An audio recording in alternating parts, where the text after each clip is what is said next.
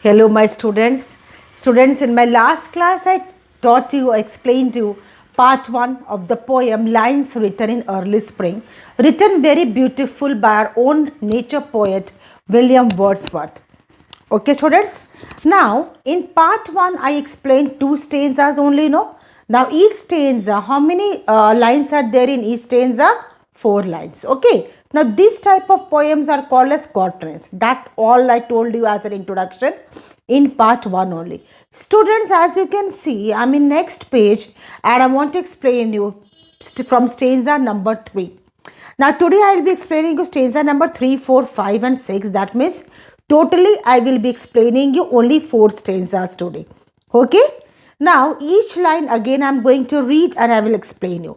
Now in part 1 I told you that William Wordsworth was very fascinated and he was feeling amazing by the glimpse of the nature, and he sat reclining himself under the shade of the tree.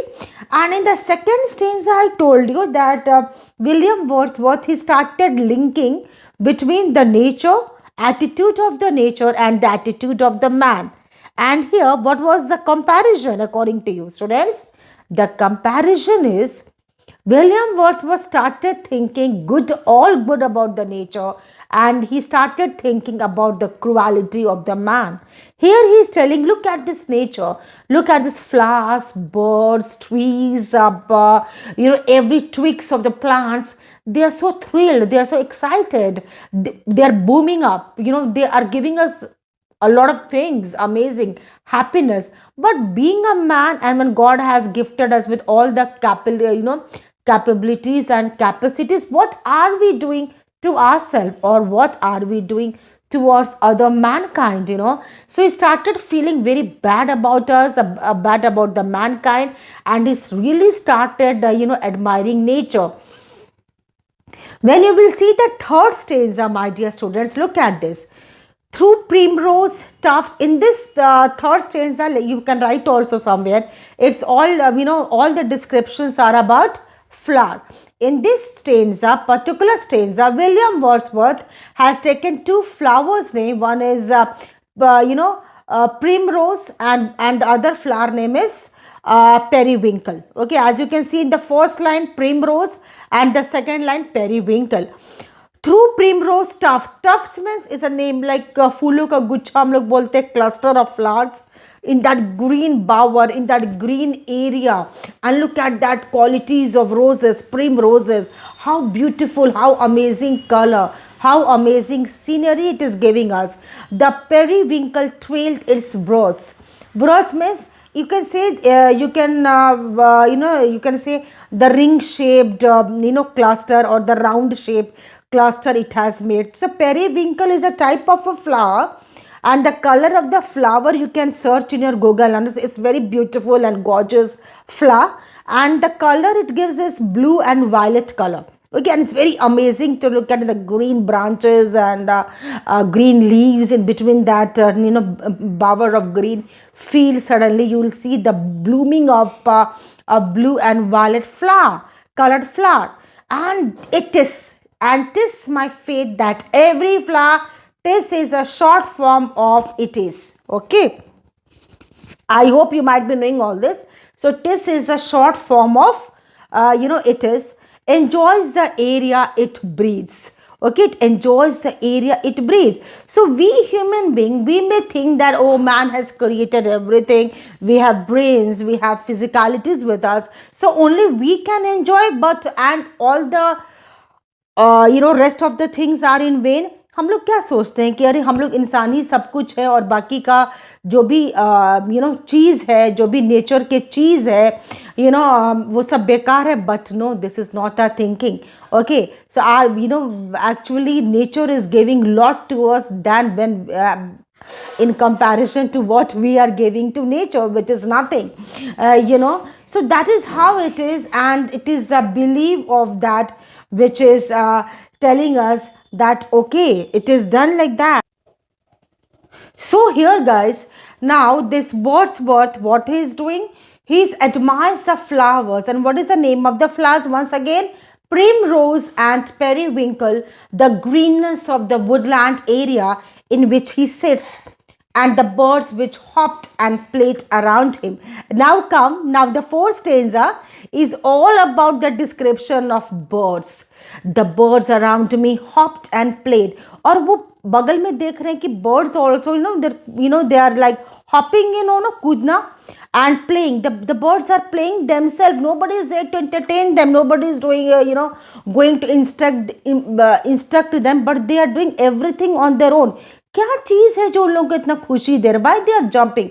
We human beings jump when we hear some good news, or when we are super excited, wow, I won, or I got this gift or that gift. लेकिन ये bird क्या हो गया कि इतना खुश है? Gift of nature. Their thoughts I cannot measure. Now उनका क्या सोच होगा? The poet is telling, ये he is unable to calculate, वो माप नहीं सकते हैं कि आखिर क्या इतना खुशी है that birds are, hopping and they're flying freely. The roses, the flowers are blooming and, just dancing with the flow of the wind. But the least motion which they made, it seemed a thrill of pleasure. Yeah, it always, seemed a thrill of pleasure. It's a super excitement for all of them. And you can also say the birds and the twigs on the tree seem to exist in a world of pleasure. Okay, at least Wordsworth decides himself. He must tell himself that this is so. Now look at the fifth stanza. The budding twigs. Budding means kali, जो कली खिलता है. Twigs means stems spread out of their fan. Fan here means petals. पंखुड़ी हम लोग बोल सकते हैं. To catch the breezy air, and the tiniest budding or the buds of the flowers, and when they're stretching their petals out and they go along with the tuning of the air, it is moving, it is dancing according to the music played by the air, and I must think nobody is going to instruct them, nobody is there to guide them, but they are doing on their own, and whatever they are doing, it is superficially splendid, is amazing, incredible, you can see. And I must think, do all I can, and that there was pleasure there. Now here he started feeling that pleasure in newly budding petals. So here कहीं ना कहीं William Wordsworth एक मजबूर हो जाते हैं ये सोचने के लिए, when the nature can enjoy itself, why not human beings? This is the way nature is, and nature is being the work of supreme God. It is like this for a reason. और जो भी यहाँ पे nature है, gift of God, it is the blessings of the God, the gift of the God. And जो भी ये लोग कर रहे हैं, जो भी नेचर में हम लोग को मिलता है, it's a gift of God and it is for a reason. इसके पीछे एक लॉजिकल रीजन है to make us happy. But unfortunately what we are doing with the nature is is disgusting at times. Look at the sixth stanza, guys. Now still sixth stanza, if this belief from heaven to be sent. Okay, now here it is concluding, it is you can say closure or concluding stanza. If this belief means trust, विश्वास from heaven to be sent. तो हो सकता है, तो अब ये ना William Wordsworth is thinking, ये एक विश्वास है, ट्रस्ट है, गहरा सोच है जो हम लोग को समझना पड़ेगा, which is sent from the haven. So okay, heaven means jannat, okay, that kind of स्वर्ग. If such be nature holy plan, हो सकता है ये प्लान है, plan of the God, plan. Now if this belief, now it is a plan of the heaven, plan of the God, after all. If such be nature holy plan, ये कोई पवित्र सोच है, it's a beautiful thought. Have I not reason to lament? Sad. Then why I am sad? When nature is giving us so much, look at the birds, look at the flowers, the categories of flowers, look at the the simplest budding of the flowers, colors of the flowers. That means God is already giving us a message that, excuse me, you are not allowed to be sad, not allowed to be lament. Lament means sad or morose. What man has made of man. So let it be what man is doing to other man, but let's enjoy the nature and let's do our part, or our part of goodness. Students, have completed this. Now, as I told you the summary of the part 1, let me tell you summary of part 2, which I taught you now. Now, William Wordsworth looked at the beautiful flowers like primrose and the periwinkle. He found that there was life in them. He believed that every flower enjoyed the air that it breathed. It also listened to the happy music of the birds. Okay, though he did not understand what they were singing, he was sure that they too were happy in nature. This also seemed to be, the care with plants as the twigs danced with the air. I talked about twigs with happiness. Finally, he realized, William Wordsworth realized, and we should also realize that nature's plan was to fill the world with happiness, not with sadness, as sometimes we do. It was man who was the enemy of man and had ruined its happiness. Okay, now who is the main culprit here according to the poet? Man is the main culprit here, who is doing a lot of nuisance towards each other. But look at the nature is doing a very good job. The world of nature in Wordsworth poem is depicted as cooperative and pleasurable, and there is none of the nature red in tooth and claw that we get from.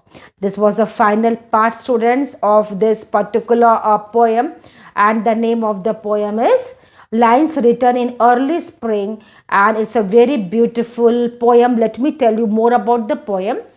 Lines Written in Early Spring was written in April 1798, in the in the year 17th century. You can say late of the 17th century as well. The year that William Wordsworth and his friend S.T. Coleridge, you might have heard his name, Samuel Taylor Coleridge, signaled their arrival on the literary scene with their groundbreaking collection of romantic poems. Poems like lyrical ballads. Now this is the thing, guys, and I think you might have felt very good learning the poem, and I've tried my best to explain you guys.